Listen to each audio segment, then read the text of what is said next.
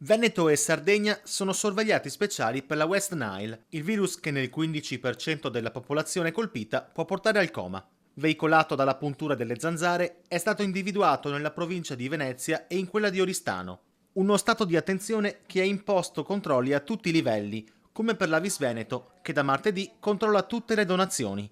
A tutte le donazioni fatte in Veneto dai donatori veneti viene fatto un test aggiuntivo, West Nile e NAT, proprio per verificare che non ci siano questi virus dentro.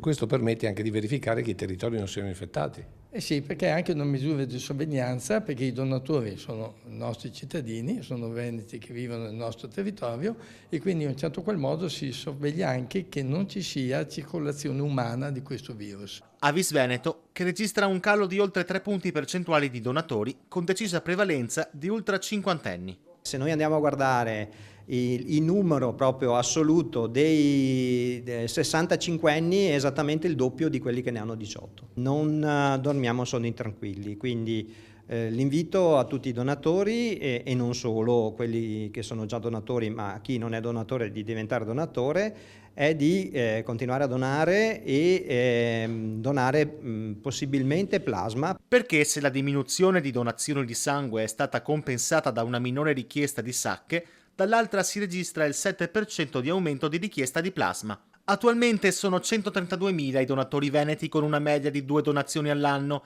che presto si dovranno confrontare con il sistema di gestione delle prenotazioni che sta già creando dei grossi problemi nelle ULSS veneziane. È andato tutto in tilt e è logico che non potendo prenotare o avendo difficoltà nel prenotare c'è stato un calo della raccolta consistente e quello che noi abbiamo chiesto a viva voce è che i problemi informatici vengano risolti prima di mettere sul piano di lavoro questa parte informatica, che non vuol dire che il sistema informatico ospedaliero non deve andare avanti, è il pannello di prenotazione che ha dei problemi che vanno risolti.